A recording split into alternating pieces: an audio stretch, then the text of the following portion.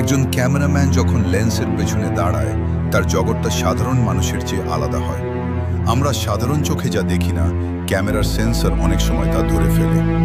আজ আপনাদের এমন এক সত্য ঘটনার কথা বলবো যা শুনলে আপনার গায়ের লোম খাড়া হয়ে যাবে। আমি সোহেল, একজন নাট্য নির্মাতা। আজকের গল্পটি আমার এক সহকর্মীর সাথে ঘটা, যা আমাদের শুটিং ইউনিটের সবার ধারণা। ঢাকার অদূরে এক পুরনো জমিদার বাড়িতে আমাদের নাটকের শুটিং চলছিল। বাড়িটির নাম ছিল মায়া কুটির।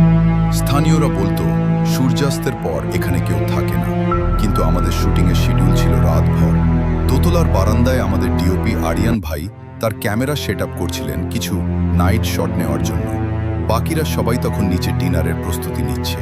আরিয়ান ভাই খেয়াল করলেন তার দামি সিনেমা ক্যামেরাটা অদ্ভুত আচরণ করছে। অটোফোকাস বারবার লক হওয়ার চেষ্টা করছে, কিন্তু সামনে কিছুই নেই। লেন্সের কাঁচটা হঠাৎ করে কুয়াশার মতো ঝাপসা হয়ে যাচ্ছিল, অথচ তখন গরমকাল। তিনি লেন্স পরিষ্কার করে আবার চোখে রাখলেন। এবার তিনি যা দেখলেন তার জন্য তিনি প্রস্তুত ছিলেন না। লেন্সের শেষ প্রান্তে, যেখানে আলো পৌঁছায় না, সেখানে একটা কালচে ছায়া স্থির হয়ে দাঁড়িয়ে আছে। স্ক্রিনে করিডোরের অন্ধকারিয়ান ভাই ভাবলেন হয়তো কোনো লাইটম্যান দাঁড়িয়ে আছে। তিনি ডাক দিলেন, কিন্তু কোনো জবাব নেই।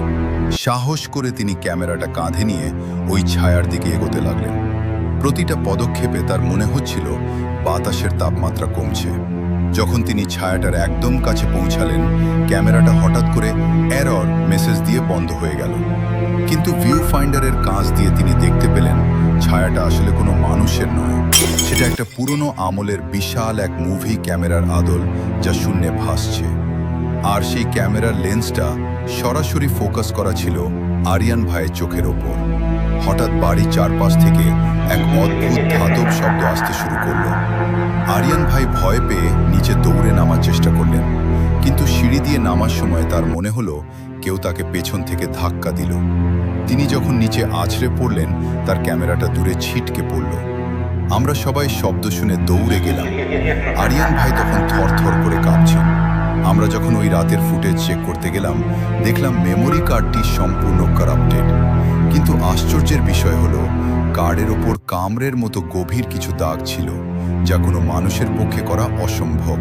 সেই রাতের পর মায়া কুটিরে আর কোনো শুটিং হয়নি। আরিয়ান ভাই ক্যামেরা চালানো ছেড়ে দিয়েছেন অনেক দিন। আজও আমরা জানি না সেদিন সেই লেন্সের ভেতর কে ফোকাস করছিল। অনেক সময় লেন্স কেবল ছবি তোলে না, লেন্সের ওপাশে থাকা অশরীরী কিছু আমাদের দিকেও তাকিয়ে থাকে।